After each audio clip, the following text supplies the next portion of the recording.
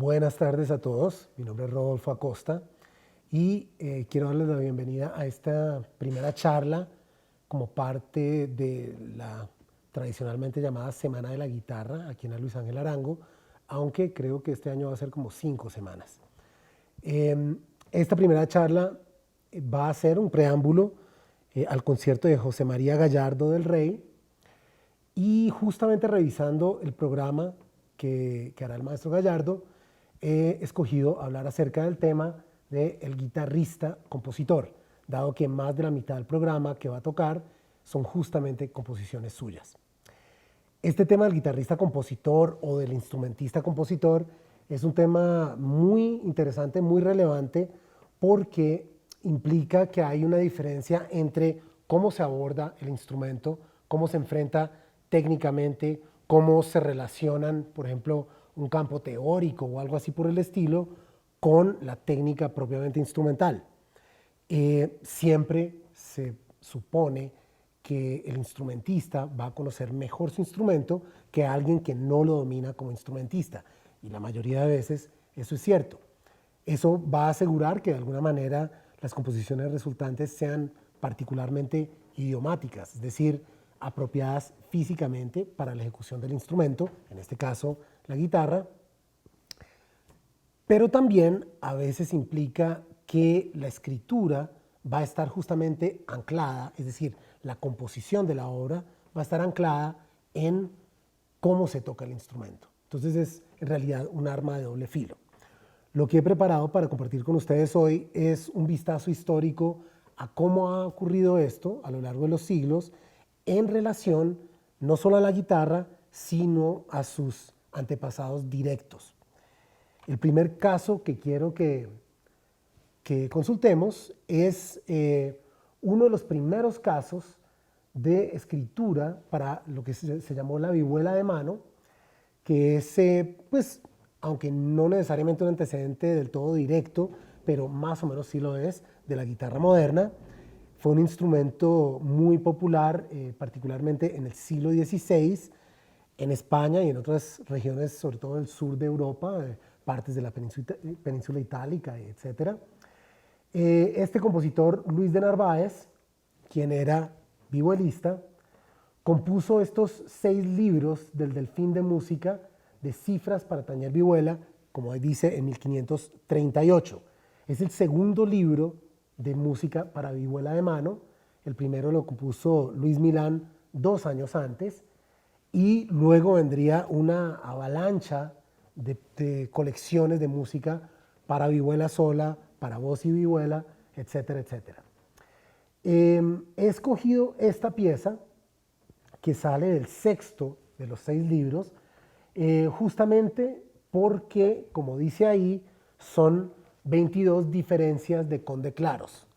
Conde claros es básicamente lo que nosotros diríamos hoy en día una secuencia acórdica sobre la cual el compositor hace una serie de variaciones. Esas variaciones, en este caso, son variaciones continuas, es decir, no son secciones claramente demarcadas, sino lo que él hace es establecer un bajo que se repite y de manera que no sintamos un corte, genera variaciones y variaciones y variaciones, no sobre una melodía, sino sobre, como digo, lo que sería una especie de secuencia acórdica. Soy cuidadoso en decir eso porque en realidad el acorde hasta ahora empezaba a concebirse como unidad teórica. En realidad son unas variaciones sobre un bajo y sobre una sonoridad que se acostumbraba a construir sobre el bajo.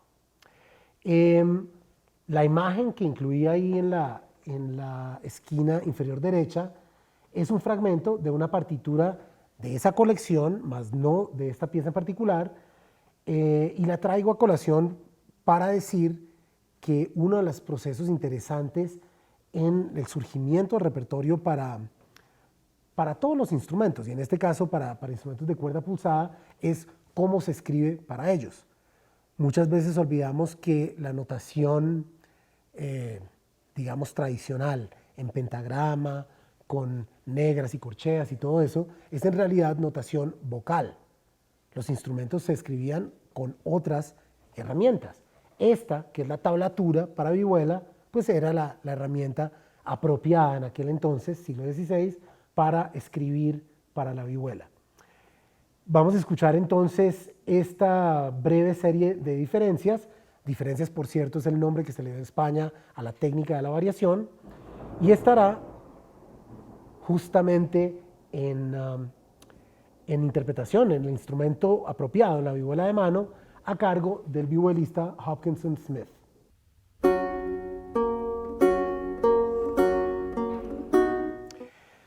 Este ejemplo que acabamos de escuchar de Luis de Narváez nos muestra unas cosas que son muy valiosas para la historia de la música, y es cómo la aparición de un instrumento después de tener milenio y medio de solo música vocal en esta tradición de música académica, pues empieza a generar otra manera de concebir la música, y es una manera que está absolutamente ligada al acto de tocar. Es decir, sentimos que lo que estaba haciendo Narváez era algo así como transcribir unas improvisaciones que él mismo podría haber hecho en su instrumento, que era la vihuela de mano.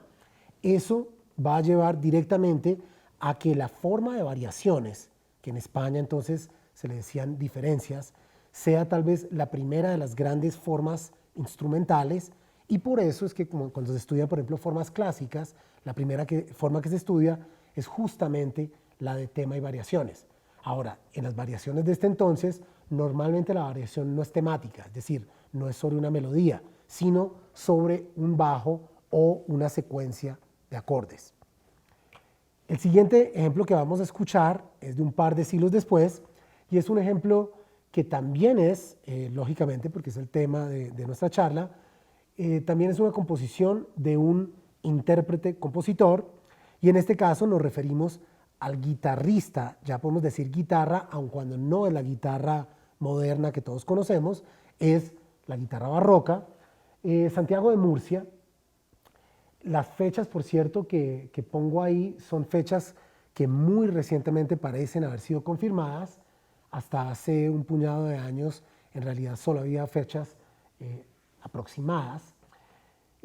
Murcia es un personaje que estuvo vinculado a la realeza, específicamente a la corte de Felipe II, fue maestro de guitarra barroca de la reina, de la primera esposa de Felipe II, y entonces tras su muerte, la de la reina, en 1714, él más o menos desapareció del mapa, y entonces ahí tenemos una gran ambigüedad respecto a qué pasó con Santiago de Murcia.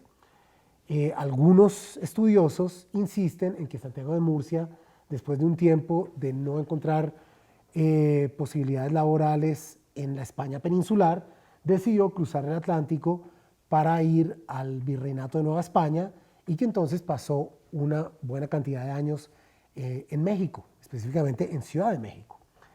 Es justamente en Ciudad de México donde aparece siglos después esto que hemos llamado hoy en día el Códice Saldívar número 4, que se ha fechado aproximadamente, como ahí dice, en 1730. Este es uno de los libros que nos quedaron de Santiago de Murcia, los cuales son de dos tipos. Unos son libros de técnica de interpretación de la guitarra barroca, y los otros son partituras, son repertorio. Lo interesante es que, a diferencia de lo que pasaba con el repertorio que escuchamos de vihuela, el repertorio de guitarra barroca fundamentalmente, sobre todo desde el siglo XVII, va a ser un repertorio de acompañamiento. Van a ser danzas y cosas por el estilo, y entonces empieza poco a poco a surgir una técnica diferente, que ya no es la técnica del punteo para destacar, por ejemplo, melodías, sino de rasgueos, que van a ser aún más importante la idea de la sonoridad del instrumento, utilizando un lenguaje de acordes, generando una base rítmica, incluso podríamos decir casi en una función percusiva, tanto así que en italiano se le decía chitarra battente. Entonces vemos que hay una función fuertísima de aspecto rítmico. Eso lógicamente va a desencadenar una cantidad de referentes para las prácticas, digamos, de la guitarra en músicas populares, donde su rol principal es como base armónica y una especie de base rítmica. Aquí en estas partituras, que de nuevo utilicé un ejemplo de la misma colección, pero no de esta pieza, vemos que Santiago de Murcia está utilizando también el tipo de notación que veíamos en la notación de vihuela, es decir, lo que llamamos genéricamente tablatura. Sin embargo, ya hay unas diferencias, por ejemplo, aparece una indicación métrica, cosa que no existía en la literatura del siglo XVI, y pues lo más evidente puede ser el hecho de que acá tenemos solamente 5 líneas. Digo 5 porque en la tablatura de vihuela había 6. La vihuela tenía 6 órdenes normalmente, que son cuerdas dobles, como podemos encontrar, por ejemplo, en el tiple colombiano, bueno, dobles o triples, como en la bandola, etc. Esa idea de la cuerda múltiple es a lo que nos referimos cuando decimos orden. Entonces, normalmente iban a tener órdenes y eventualmente, en algunos casos, la primera cuerda sería sencilla si querían destacar la melodía. Pero en estos casos, donde es más bien la idea de una guitarra rasgada, va a ser siempre órdenes dobles y eso pues va con el carácter de la pieza, que como bien lo dice en el título, es un tipo de baile.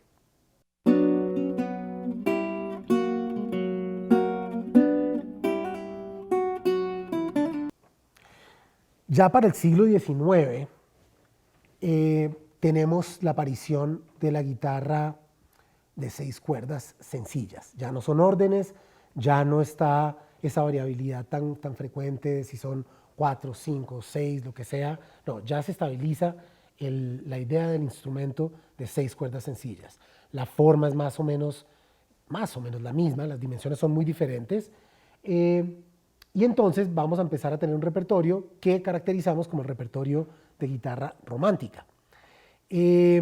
Aparecen desde inicios del siglo XIX un par de generaciones de guitarristas, compositores que van a ser muy renombrados y que hasta el día de hoy se tocan muchísimo. Son la base en realidad de todo el repertorio de guitarra, son la base de la técnica de guitarra y tal vez el principal entre ellos es justamente Fernando Sor. Una vez más, un compositor español. Sin embargo, la mayoría de su trabajo se dio en otras partes, sobre todo en París y en Viena. También en algunas de esas ciudades estuvieron otros de los principales compositores guitarristas de esa era, gente como Ferdinando Carulli, como Matteo Carcassi, como Mauro Giuliani, como Napoleón Cost, quien por cierto fue alumno de Sor. Entonces, esta generación de compositores guitarristas van a cambiar radicalmente la técnica que escuchábamos y que comentábamos en el repertorio de guitarra barroca en siglos XVII y XVIII. Ya aquí, dentro del contexto de la música de salón, la guitarra vuelve a ser un instrumento solista, vuelve a ser melodías con acompañamiento propio, vuelve a tener ese tipo de papel independiente y que, como digo, el ambiente en el cual se va a dar y va a florecer este repertorio es el ambiente de la música de salón. Como digo, estos intérpretes compositores hicieron una labor importantísima en la redefinición de la técnica.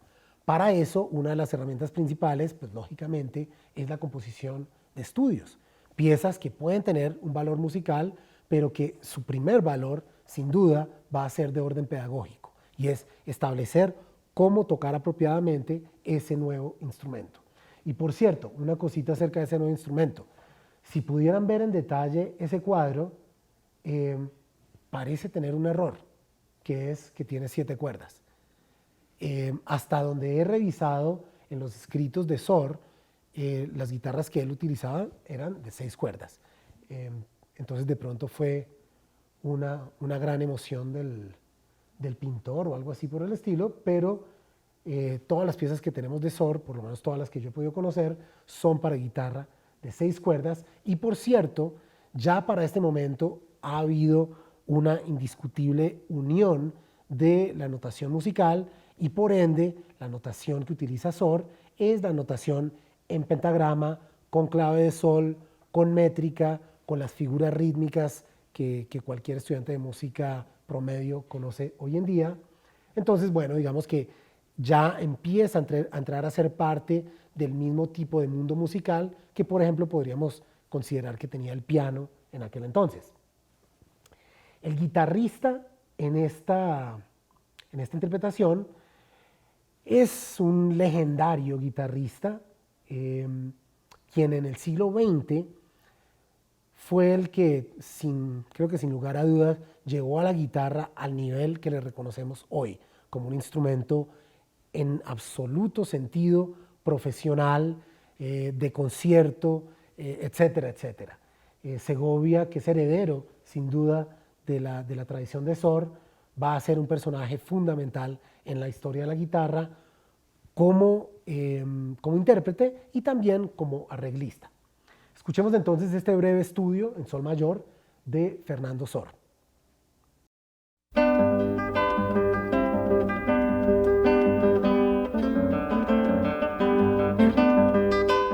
Me voy a saltar un ejemplo porque simplemente creo que es redundante, pero que sería una figura equivalente a la de Sor en términos de reinvención de la técnica, creación de un repertorio importante para su momento, pero que surge al final del siglo XIX, que es Francisco Tárrega.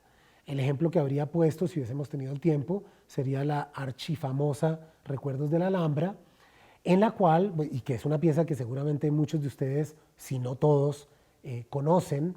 En todo caso, si no la conocen, es muy fácil de conseguir y seguramente alguno de los guitarristas que escuchemos la va a utilizar de bis. Es uno de los éxitos mayores del repertorio. En esa pieza nos damos cuenta de varias cosas. Primero que todo, el estilo clásico al cual hacía referencia Sor en el estudio que acabamos de escuchar ya desaparece y es reemplazado por algo que sin duda está dentro del tono expresivo de un romanticismo y un romanticismo tardío, específicamente de un nacionalismo español de más o menos década, digamos, de 1880, por ahí.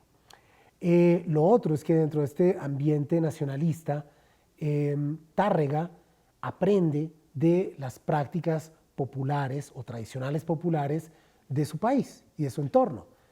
Tárrega era granadino y justamente está haciendo referencia a las técnicas del flamenco, muy particularmente a la técnica del trémolo, que es una manera de mantener un canto en notas muy largas, que en un instrumento como la guitarra, si se pulsa una sola vez, pues decae inmediatamente el sonido. Entonces la solución es atacar muchísimas veces para mantener de esa manera la melodía.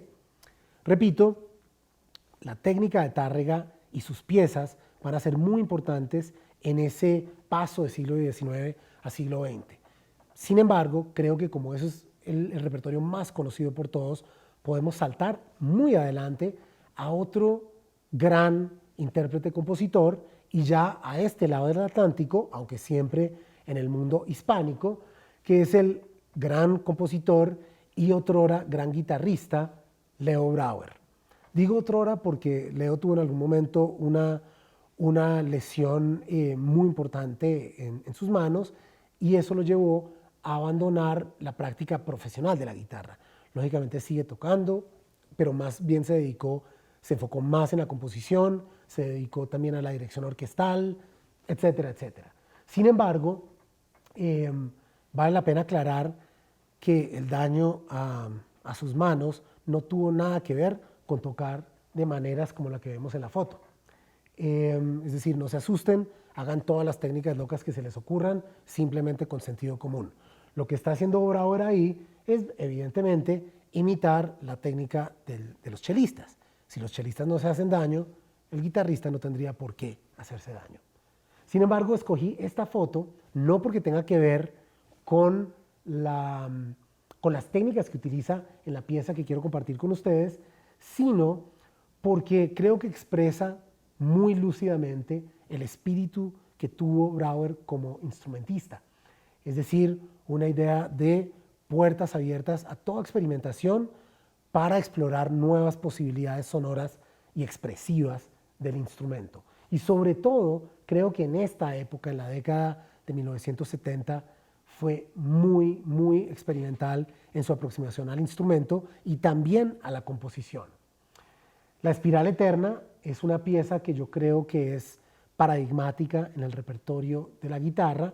Es una pieza que plantea una cantidad de elementos técnicos que difícilmente habrían sido sospechados antes, pero también se combinan con aspectos de la técnica compositiva, del lenguaje musical de vanguardia de finales de los 60 y principios de los 70.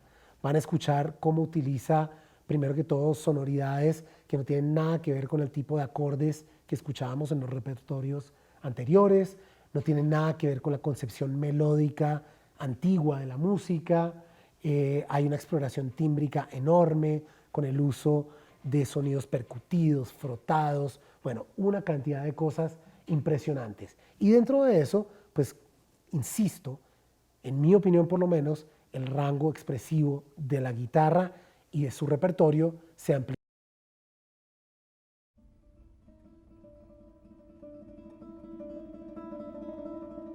Por último, quiero traer la historia a nosotros, porque en realidad todo esto que podamos escuchar y hablar acerca de música creo que cobra máxima relevancia cuando nos sirve para conocernos a nosotros mismos.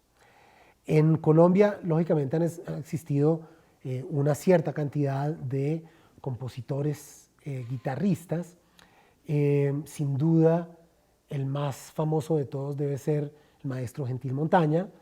Sin embargo, no he escogido una pieza de Gentil porque creo que, por una parte, su repertorio es suficientemente conocido, pero también porque sus intereses estéticos los llevaron a unas perspectivas muy particulares, que era básicamente ceñirse a la idea tradicional decimonónica de que música colombiana es igual a las llamadas músicas andinas, es decir, bambucos, pasillos, guabinas, cosas por el estilo. Evidentemente no hay problema con eso, pero es una imagen muy limitada de qué es ser colombiano. He escogido al maestro Ramiro Izaza Mejía, por una parte porque efectivamente las decisiones estéticas que tomó Izaza como compositor no se ven mediadas, por lo menos no lo juzgo yo así, por este tipo de imaginarios nacionalistas respecto a qué es hacer música colombiana o hacer música en Colombia. Es una música que no es que sea para nada tan osada como la música que escuchamos de Brauer.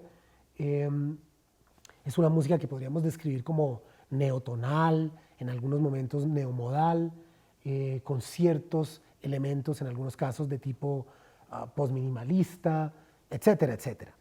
Sin embargo, siento que sí nos brinda otras visiones que creo que complementan muy bien lo predominante en el repertorio de guitarra en Colombia, que son las derivaciones de músicas tradicionales populares. Esto, por ejemplo, nos podría llevar a la magnífica obra para guitarra de alguien como Guillermo Rendón, por ejemplo.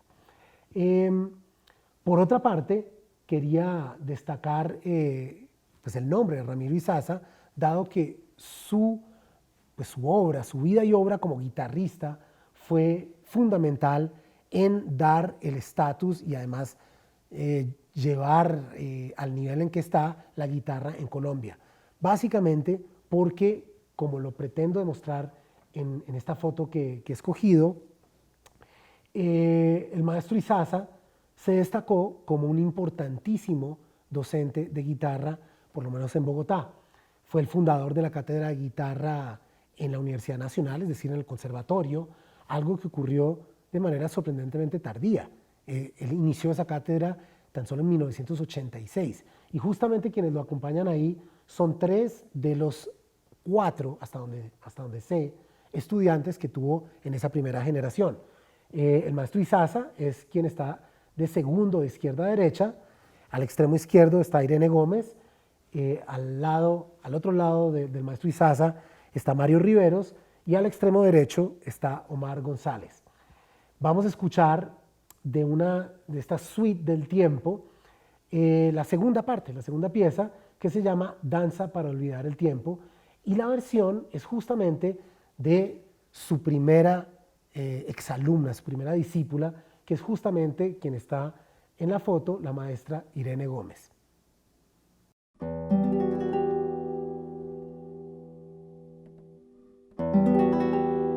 Bien, este era el último ejemplo que quería compartir con ustedes. Creo que lo importante de todo esto es reflexionar acerca de los aspectos positivos y negativos o cuestionables por lo menos de la experiencia del intérprete-compositor. Como he dicho, a veces esa cercanía al instrumento puede llegar a ser una limitante en cómo concibe música para el instrumento, pero también, sin duda, puede ser que resulte una gran ventaja por la relación tan profunda que tenga con el instrumento y que le permita que la manera de inventar música brote del instrumento. Esto lo planteo fundamentalmente para que al escuchar el concierto después de esta charla, reflexionemos acerca de cómo ese ser, un guitarrista virtuoso, ha servido para que José María Gallardo del Rey cree su propio estilo, su propio lenguaje musical. Espero que disfruten el concierto y les deseo una buena noche.